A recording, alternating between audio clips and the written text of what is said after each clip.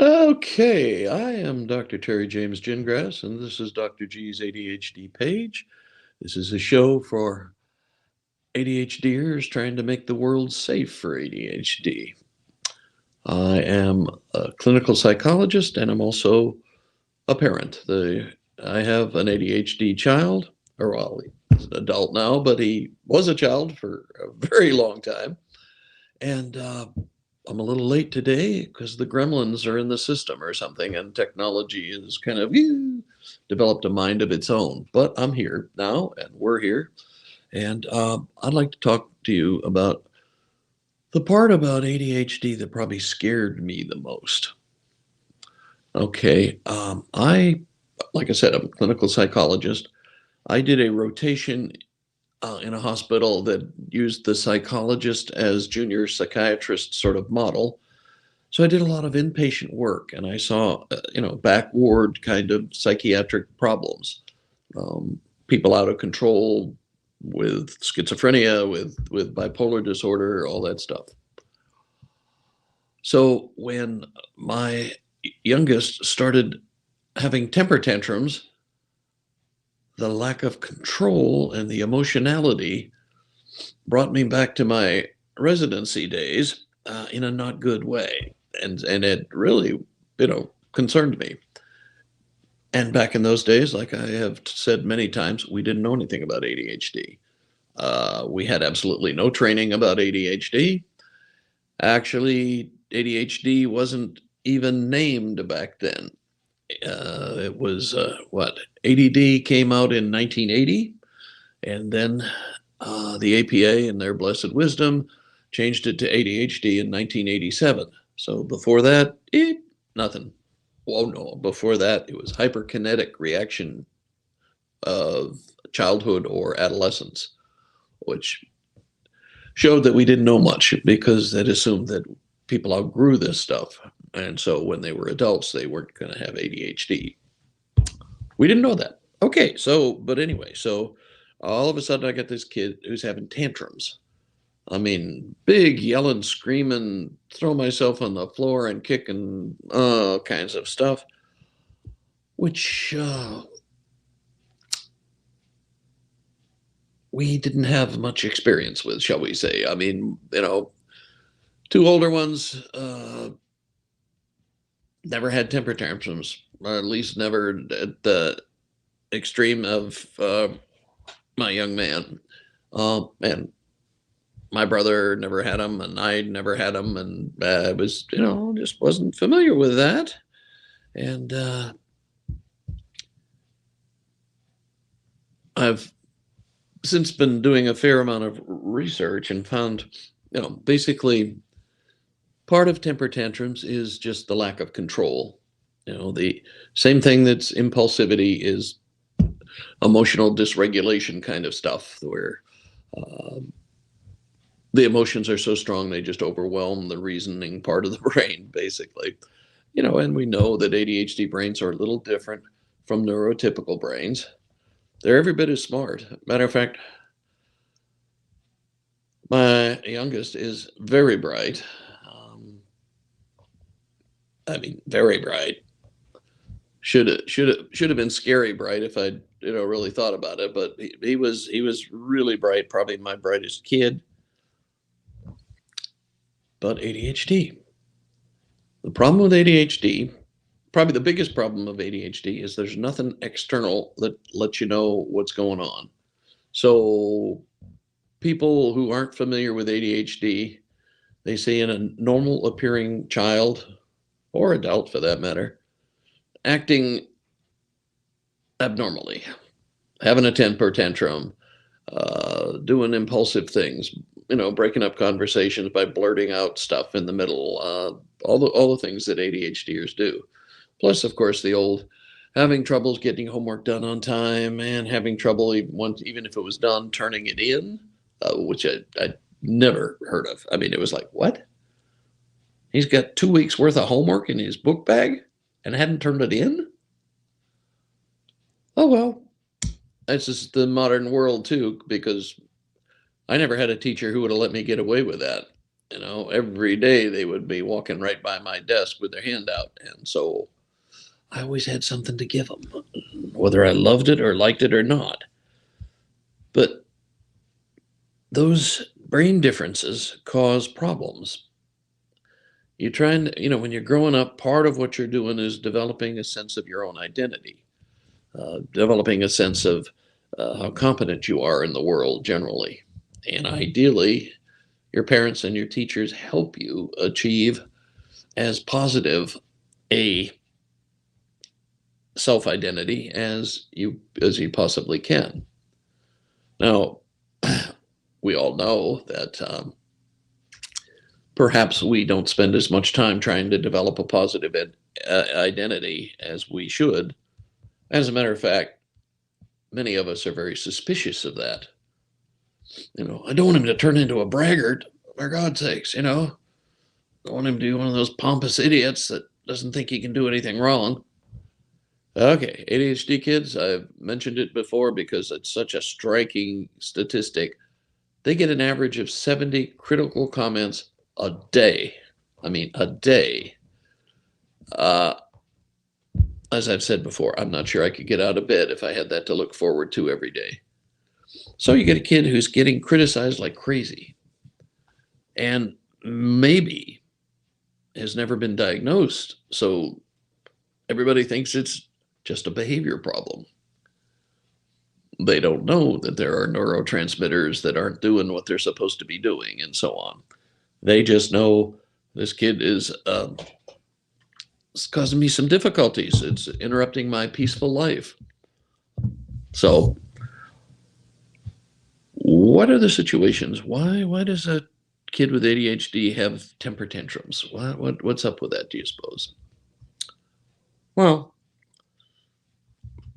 I figure there are three things that are the main problems, and they're cleverly all start with the letter F. Okay, there is frustration, there is fear, and there is failure. Okay, the frustration is these kids are sitting in school all day long, being asked to do stuff they either can't do or are not very good at doing. Sit still, pay attention. Sorry, the equipment won't work that way. Finish your work on time. No, that ain't going to happen either, probably. So we got all this going on. And so one more person, one more adult in their life asks them to do something they're reasonably certain they can't do or won't do well, and boom, they go off. The next one is fear. ADHDs, and especially ADHDers who were never treated, never identified, and grew to adulthood are almost 100% being treated for anxiety and depression. Son of a gun. Why do you suppose that is? Well, it's because they make more mistakes than other people. If they're working at a job somewhere and the boss tells them to do three things, because of the working memory problems they have, they are unlikely to remember all three things, especially if there's some distance in time and space between where they were given the instructions and when they're supposed to carry them out. They're lucky if they remember one of them. And so they're constantly getting in trouble. And they know they're constantly getting in trouble. And so that scares them. And when somebody asks them to do something else that they feel like they're not going to do very well, that fear turns into a temper tantrum. And the last one is the failure thing. I thought about calling it shame, which is certainly on the spectrum, but is that they're asked to do stuff and they are not good at doing it, and they're not pleasing people in their lives, people that are important to them, their parents, their teachers, their coaches. Coaches, probably they can do a better job pleasing, but that's a whole different topic, but the idea that I'm going to mess up again and I'm not going to live up to his or her or their expectations. And that just gets me so worked up that I just let my emotions go absolutely bananas. And it's, I had a little while to work this out, but between frustration, fear, and failure, that kind of covers most of what triggers temper tantrums. People, one of the things I think as parents we have to do with ADHD kids is we have to pay more attention to them than we do to our neurotypical kids, because we got to know, when they hit the front door, okay, was it a good day or was it a bad day at school? Do they have a lot of emotional reserves, or is it all gone? Are they just about ready to fall apart in a puddle? That's probably not the best time to say, okay, I want you to go upstairs. I want you to make that bed and pick up those clothes on the floor now. I probably sounded like my father. But that's when you're being tone deaf like that and not paying attention just means you're going to have more troubles. Okay? Better to wait until a time where they have had a better day, are a little more relaxed, are a little more calm before you ask them to do stuff. And mind, nobody dies because the bed's not made. Okay? Or the clothes aren't picked up. Okay? Those are nice to haves. They aren't absolutely mandatory. Okay? Matter of fact, I think the way I learned to pick up my clothes is that if I didn't pick them up, they disappeared, and by the time I saw them again, they'd been washed and folded and put back in my dresser. My mother was kind of like that. Okay. But that was never a major issue in our house. I mean, she just wouldn't let it be. And that's not a bad way to go with ADHD kids. Like I said, 70 critical comments a day. They get comments all day long about how they're not measuring up. So home needs to be a little bit of a shelter from that. Okay. Well, that's pretty much what I have to say on the temper tantrum thing. I mean, it is scary, and they're out of control. And remember that you're the adult and you're required to stay in control. Okay? Even if that's not easy for you.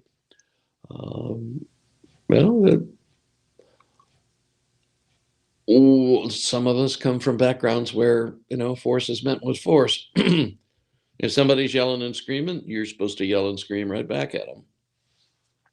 This, of course, never solves anything, but that's the way a lot of us were trained. And you need to get beyond that with your ADHD child. You just have to. Because I've seen the results of ADHD kids being treated like they're just bad kids. It's not pretty, okay?